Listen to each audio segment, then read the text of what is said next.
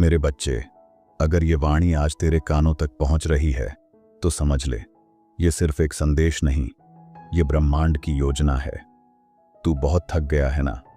हर महीने की शुरुआत में जो चिंता होती है, कैसे चलेगा घर, कब खत्म होगा ये कर्ज, क्या कभी मैं भी आर्थिक रूप से आजाद हो पाऊंगा।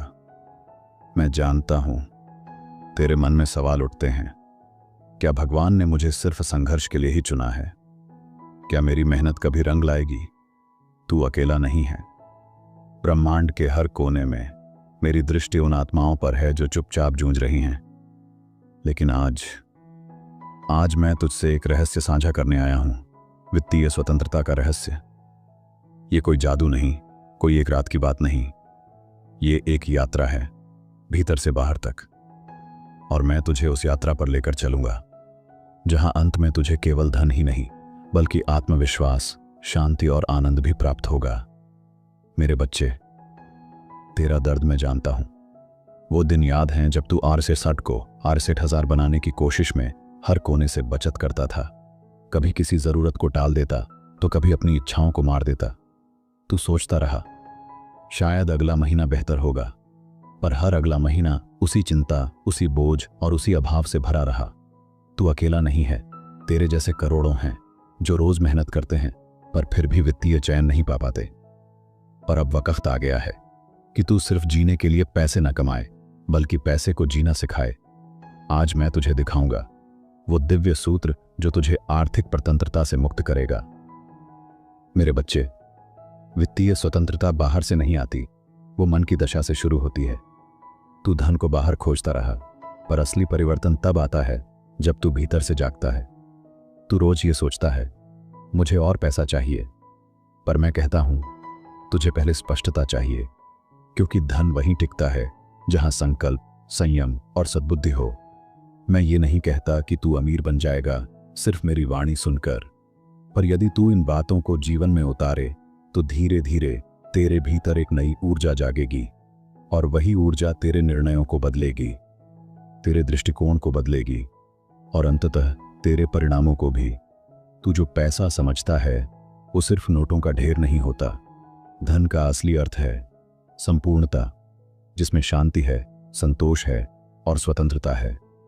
यदि तेरे पास करोड़ों हों पर रात को चैन की नींद ना आए तो वो संपन्नता नहीं, बंधन है। ध्यान दे मेरे बच्चे, वास्तविक वित्तीय स्वतंत्रता तब आती है जब तू पैसे का उपयोग करता है अपने जीवन को संवारने, न कि सिर्फ दिखाने। धन का उद्देश्य है तेरे भीतर के उद्देश्य को सशक्त करना, तेरे परिवार को सुरक्षित रखना और तेरे मन को निश्चिंत करना। इसीलिए मैं तुझसे कहता हूं, पैसे को डर से नहीं, ध्यान और विवेक से देख। मेरे बच्चे, जिस क्षण तू अपने पैसों के प्रति जागरूक होता है, उसी क्षण से तेरा असली धन बनना शुरू होता है। धन तब बहता है जब तू उसे समझता है, हर आय कहां से आ रही है और हर व्यय कहां जा रहा है। तेरे जीवन की बहुत सी समस्याएं तेरी अनजानी आदतों से जुड़ी हैं। बिना सोचे खर्च करना, दूसरों को दिखाने के लिए चीजें लेना या भविष्य के लिए कुछ भी न बचाना। पर याद रख, जैसे ही तू जागता है तू मुक्त होता है। ध्यान रख, मैं तुझसे कोई वादा नहीं करता कि जागरूकता से करोड़पति बन जाएगा, पर इतना जरूर कहता हूं, तेरा मन और जीवन हल्का जरूर हो जाएगा। और यही पहला कदम है वित्तीय स्वतंत्रता की ओर। मेरे बच्चे, धन कमाना एक कला है, पर उसे संयम से संभालना एक साधना है। तेरे हाथ में जैसे ही पैसा आता है, मन कहता है चलो कुछ खरीदते हैं, पर सच्चा बल वहां होता है जहां तू कहता है रुको, सोचो, फिर खर्च करो। संयम का अर्थ त्याग नहीं है, बल्कि विवेक से चयन करना है। हर खर्च से पहले पूछ, क्या यह जरूरत है या तात्कालिक इच्छा? धन उसी के पास टिकता है जो उसे सम्मान और जिम्मेदारी से रखता है। मेरे बच्चे, हर बीज जो तू आज बोएगा वही कल वृक्ष बनेगा। बचत कोई कंजूसी नहीं है, बल्कि ये तेरे भविष्य के लिए बोया गया बीज है। जब तू हर महीने थोड़ा थोड़ा बचाता है तो तू केवल पैसे नहीं बल्कि आत्मविश्वास भी जमा करता है।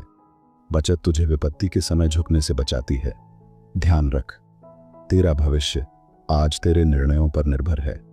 तेरे भीतर एक द्वंद्व चलता है, क्या चाहिए और क्या बस अच्छा लगता है। जब तू इस अंतर को पहचान लेगा तब तू फालतू खर्चों से आजाद हो जाएगा। फोन बदलना जरूरी है या बस दिखावे की आदत? नया कपड़ा चाहिए या पुराना? अब भी काम का है। ध्यान दे, धन वहां रुकता है जहां सोच गहरी होती है। हर बार जब तू विवेक से खर्च करेगा, तेरे भीतर आत्मसम्मान बढ़ेगा। केवल खर्च कम करना ही समाधान नहीं है, तुझे अपनी आय भी बढ़ानी होगी। आज के युग में केवल एक स्रोत पर निर्भर रहना तुझे कमजोर बना देता है। तेरे पास समय है, तेरे पास कौशल है, तेरे पास इंटरनेट है जिससे तू कुछ अतिरिक्त सीख सकता है, कुछ अलग कर सकता है। मैं नहीं कहता कि तू रातों रात सफल हो जाएगा, पर हर छोटा कदम तेरी वित्तीय आजादी की सीढ़ी बनेगा। मेरे बच्चे, धन से बड़ा कोई साधन है तो वह है ज्ञान। तू जितना सीखेगा उतना ही समझदारी से धन को संभालेगा। पुस्तकें पढ़, सफल लोगों को सुन और खुद से पूछ, क्या मैं हर महीने कुछ नया सीख रहा हूं? ज्ञान तेरे भीतर वो रोशनी जलाएगा जिससे तू सही निर्णय ले सकेगा। ध्यान रख, जो व्यक्ति अपने धन को समझता है उसे संसार की कोई भी तंगी लंबे समय तक झुका नहीं सकती। मेरे बच्चे, कर्ज लेना आसान है पर उसे चुकाना आत्मा को थका देता है। कर्ज तब भी बोझ बन जाता है जब वो जरूरत से नहीं, चाहत से लिया गया हो। अगर तू कर्ज में है तो सबसे पहले निर्णय ले, अब से आगे सिर्फ जरूरी कारणों के लिए ही उधार। हर महीने थोड़ा थोड़ा चुका और नया कर्ज मत जोड़। याद रख, धनवान वो नहीं जो बहुत कमाता है, बल्कि वो है जो खुद पर नियंत्रण रखता है। ध्यान दे मेरे बच्चे, जैसे ही तू अपने खर्चों को समझने लगेगा, तेरे जीवन में स्थिरता आने लगेगी। हर खर्च को एक प्रश्न से जांच, क्या ये मुझे आगे बढ़ा रहा है या पीछे खींच रहा है? अगर तू हर महीने का खर्च पहले से योजनाबद्ध करता है तो पैसा तुझसे दूर नहीं जाएगा। योजना, अनुशासन और चेतना, यही 3 मंत्र हैं वित्तीय आत्मनिर्भरता के। तेरे भीतर ये भ्रम मत पाल कि जब बड़ी आमदनी होगी तभी बचत या निवेश शुरू होगा। शुरुआत छोटी से ही होती है, आरएस 10, आरएस 100, आरएस 1000 से। ब्रह्मांड को तेरा इरादा चाहिए, न कि तेरा आंकड़ा। जब तू छोटी छोटी मात्रा में भी संयम और समझदारी दिखाता है तो प्रकृति तुझे और अधिक सौंपती है। तू अगर मन से तैयार है तो ब्रह्मांड तुझे अवसर देना शुरू करेगा। पर अवसर की पहचान उसी को होती है जिसका मन स्पष्ट हो। इसलिए ध्यान रख, जैसे ही तू अपने खर्च, सोच और ऊर्जा को नियंत्रित करता है, वैसे ही नए रास्ते खुलने लगते हैं। मैं तुझे कोई चमत्कार नहीं दे रहा, मैं तुझे दृष्टि दे रहा हूं। कुछ आत्माएं धन से डरती हैं, उन्हें लगता है पैसा उन्हें भ्रष्ट कर देगा। पर याद रख, धन स्वयं कोई पाप नहीं होता, वो तो सिर्फ तेरे अंदर की भावना को बढ़ा देता है। अगर तू सेवा की भावना रखे तो धन तेरी सेवा करेगा। धन को अपना शत्रु नहीं, एक उत्तरदायित्वपूर्ण मित्र बना। तू जितना उसे समझेगा वो उतना तुझसे जुड़ता जाएगा। रात को सोने से पहले जब तुम यह संकल्प करोगे कि मैं अगले दिन की शुरुआत परमेश्वर के नाम से करूंगा, तो ब्रह्मांड खुद तुम्हारे पक्ष में ऊर्जा भेजता है। तुम्हारी चेतना सुबह और भी मजबूत बनकर जागती है। यह एक साधारण निर्णय नहीं, एक आत्मिक उद्घोषणा है जो तुम्हारे पूरे दिन का रुख बदल देता है। याद रखो, जब भी तुम रात को खुद से कहो मैं धन का अधिकारी हूं और उसे सच्चे विश्वास से बोलो, तो वह धन तुम्हारी ओर खींचने लगता है।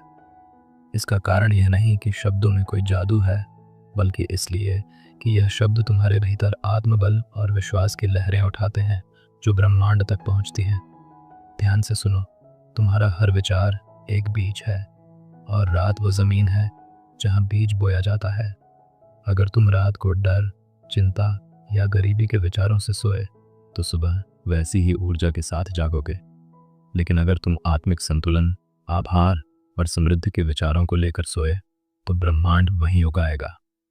हर रात का अंतिम विचार अगली सुबह की दिशा तय करता है। इसलिए जब तुम यह कहकर सोते हो, धन, अवसर और कृपा मेरे जीवन में प्रवाहित हो रही है, तो यह कोई कल्पना नहीं बल्कि चेतना की गहराई से बोली गई आत्मा आज्ञा होती है। ब्रह्मांड ऐसे संकेतों को कभी अनदेखा नहीं करता। शास्त्रों में कहा गया है, जो मनुष्य रात को ईश्वर का नाम लेकर धन्यवाद देकर सोता है, उसका मन दिव्य योजनाओं से जुड़ता है। तुम जब सोने से पहले परम शक्ति को धन्यवाद देते हो, उस एक रोटी के लिए भी, तो ईश्वर अगली बार तुम्हारे लिए थाल भर देता है। अगर आज तुम्हारे पास कुछ नहीं है तो निराश मत हो। रात को एक बात खुद से बोलो, आज मेरे पास जो भी है उसके लिए धन्यवाद, और कल जो आना है उसके लिए मैं तैयार हूं। ये वाक्य तुम्हारे हृदय से निकली आस्था की तरंगों को ब्रह्मांड तक भेजता है, और वही तरंगें तुम्हारे लिए अवसर लेकर आती हैं। रात को जब तुम यह बोलते हो, मैं अपनी आत्मा को ईश्वर के हाथों सौंप रहा हूं और मुझे पूर्ण विश्वास है कि वह मेरी रक्षा और वृद्धि करेंगे, तो यह केवल शब्द नहीं होते बल्कि एक दिव्य अनुबंध होता है। और ईश्वर कभी अपने भक्त से किया वादा नहीं तोड़ते। हर रात का आखिरी संकल्प अगले दिन के भाग्य की चाबी बनता है। जब तुम बोलते हो, मैं ईश्वर के प्रेम के योग्य हूं और मैं उसे ग्रहण करता हूं, तो तुम्हारा रोम रोम उस ऊर्जा को स्वीकार करता है। यह आत्मिक जागरण का एक सीधा द्वार है जहां से कृपा प्रवाहित होती है। यदि तुम्हारा मन कहता है मुझसे नहीं होगा, तो तुम उसी ऊर्जा को पुष्ट करते हो। लेकिन रात को सोने से पहले यदि तुम कहो मेरे भीतर ब्रह्मांड की शक्ति है, तो यह केवल आत्मबल नहीं बल्कि ईश्वर का एक वचन है जो तुम्हारे भीतर से सक्रिय होता है। ब्रह्मांड रात में सबसे ज्यादा सुनता है, क्योंकि तब तुम सबसे शांत, सबसे खुले और सबसे सच्चे होते हो। इसलिए रात को बोलो, मैं स्वतंत्र हूं हर रुकावट से, मैं धनवान हूं अपने संकल्पों में, मैं तैयार हूं ईश्वर की योजना के लिए। और देखना कैसे पूरा अस्तित्व तुम्हारे पक्ष में खड़ा हो जाता है।